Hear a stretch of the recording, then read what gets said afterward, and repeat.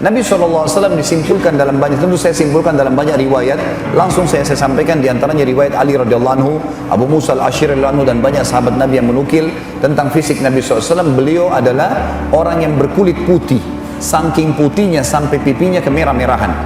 Beliau memiliki alis yang sangat tebal berwarna hitam, berbentuk seperti busur panah yang lebar. Jadi sangat besar dan lebar dan tebal. Serta beliau memiliki bola mata yang besar, dikelilingi dengan bulu mata yang lebat, dan bola mata di dalamnya putihnya putih bersih, hitamnya hitam pekat. Sampai para sahabat mengatakan, kalau kami ingin bercermin di mata Nabi SAW, kami bisa bercermin karena jernihnya. Nabi SAW memiliki hidung, bibir, dan juga dahi serta pipi, dalam riwayat dikatakan sepadan dengan wajahnya alaihi salatu wassalam, yang tidak oval dan juga tidak bulat. Nabi SAW memiliki rambut yang berwarna hitam pekat dan tidak keriting juga tidak lurus, artinya berombak, yang dibiarkan sampai lumma atau jummah, terkadang dibiarkan sampai kuping atau sampai pundak. Nabi SAW memiliki pundak yang lebar, dada yang bidang, dan juga memiliki postur tubuh yang kekar, perutnya tersusun seperti batu yang keras. Nabi SAW memiliki badan yang dipenuhi dengan bulu yang lebat, jenggotnya sampai ke dada, kemudian lengan, dada, betis yang terlihat oleh para sahabat digambarkan memiliki bulu yang lebat. Jadi kalau kita gambarkan sebenarnya teman-teman sekalian, sosok laki-laki yang sangat sempurna. Sampai dikatakan oleh para ulama hadis, kalau Yusuf alaihissalam diberikan sepertiga kegagahan dunia, maka baginda Nabi SAW diberikan seluruh kegagahan dunia. Bagaimana bisa ada seorang muslim atau generasi muda muslim bangga dengan seorang artis barat atau orang kafir, dan hanya karena memiliki ketampanan sedikit dari kulitnya atau wajahnya, sementara dia hanya manusia biasa, apalagi meninggal dalam keadaan kafir? Bagaimana bisa seseorang masih bangga dengan seorang tokoh yang sudah meninggal sampai memajang-majang posternya dan segalanya, sementara dia lupa dia punya panutan Nabi SAW yang sangat sempurna? Dalam riwayat Bukhari, Ubay bin Ka'ab radhiyallahu anhu, sahabat Nabi yang mulia, berkata, satu hari aku pernah jalan-jalan di Madinah tanpa sengaja berada di hadapan rumah Nabi SAW. Lalu pada saat itu bulan purnama, sekitar tanggal 14 dari bulan Hijriah, karena tanggal 13, 14, 15 itu selalu bulan purnama. Maka dia mengatakan, saya pun mengangkat mata saya ke bulan purnama, saya temukan bulan purnama itu sangat terang, sangat indah, dan saking indahnya saya tidak ingin mengalihkan pandangan mata saya. Tiba-tiba saja di hadapan saya, kebetulan di depan dia rumah Nabi SAW, dia tidak sadar kalau dia sedang di depan rumah Nabi SAW, berhenti hanya melihat ke arah bulan itu. Lalu saya menemukan, kata Ubay radhiyallahu anhu, Nabi SAW keluar dari pintu rumahnya menggunakan jubah berwarna merah, rambutnya disisir ke belakang dengan rapi karena baru mandi, dan meneteskan sedikit air. Maka pada saat saya melihat Nabi SAW, saya menemukan Nabi SAW lebih indah daripada bulan itu.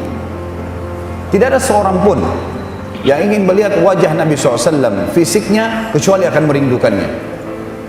Semua orang suka melihatnya, bahkan sampai musuh-musuh orang kafir pun mengakui ketampanan dan fisik Nabi SAW.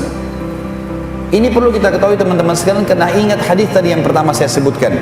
Kata Nabi SAW, siapa yang melihatku dalam mimpinya, dia melihatku, karena syaitan tidak akan menjelma menjadi aku. Kalau seseorang lihat dalam mimpi suara mengatakan saya Muhammad SAW, kemudian kulitnya berwarna hitam, berarti bukan Nabi SAW. Atau badannya kurus, atau orangnya pendek, semua itu berarti bertolak belakang dengan ciri Nabi SAW. Ini makanya pentingnya kita mengetahui masalah-masalah seperti ini. Kemudian teman-teman sekalian, semua Nabi diberikan kelebihan 10 10 kekuatan laki-laki, semua Nabi, untuk membela agama Allah, termasuk baginda Nabi SAW. Beliau terkenal dengan fisik yang sangat kuat, sampai di perang Uhud pada saat kaum muslimin terhimpit oleh pasukan Quraisy, 2000 lebih pasukan akan menyerang pasukan muslimin yang waktu itu sisa sekitar 600 sekian orang saja, terdesak, semuanya luka, dan mereka terhimpit di gunung Uhud. Maka Ali radhiyallahu anhu mengatakan dalam hadis Bukhari Muslim, Rasulullah SAW mengatakan, ya Ali, berikan kepadaku sebuah harbah atau sebuah tombak kecil.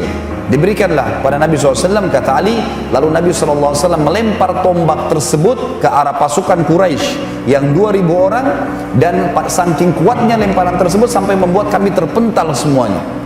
Dan juga dalam riwayat Bukhari dikatakan oleh Ali radhiyallahu anhu, kalau kami sedang menghadapi peperangan dan kami merasa terdesak, maka kami semua berlindung di belakang baginda Nabi SAW. Kekuatan fisik yang luar biasa, ketampanan yang luar biasa, keberanian yang luar biasa. Di dalam riwayat Bukhari Muslim juga disebutkan pernah terdengar suara gemuruh di Madinah. Artinya ada pemberontak yang masuk di malam hari, kebetulan pintu gerbang Madinah terbuka.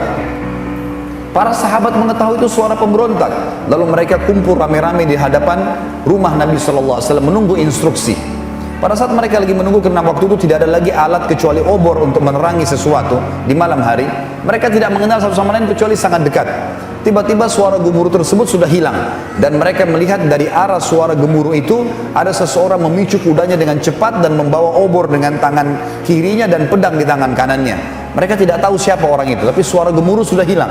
Pada saat orang itu mendekat, ternyata karena obor dekat dengan wajahnya, terlihatlah wajah Nabi SAW. Nabi SAW, teman-teman, bukan seperti banyaknya pemimpin sekarang. Mereka tinggal tidur di istananya, menyuruh pasukannya untuk berperang. Beliau di depan, beliau menghadapi sendiri musuh-musuh tersebut dengan keberanian yang sangat luar biasa. Dalam sebuah riwayat dikatakan, olahraga yang paling dihobi oleh para sahabat adalah gulat. Dan baginda Nabi SAW selalu memotivasi mereka untuk bergulat selepas sholat asar atau selepas sholat duha. Dan sering kali Nabi SAW melatih mereka melempar tombak, memanah dan memainkan pedang, serta menunggangi kuda, sementara kuda itu berlari dan mereka disuruh loncat di atasnya. Sebagaimana banyak riwayat yang menjelaskan masalah itu, kata Nabi SAW, ajarkan anak kalian melempar tombak dan suruhlah mereka meloncati kuda itu sementara kuda itu berlari. Nabi SAW sering praktikkan.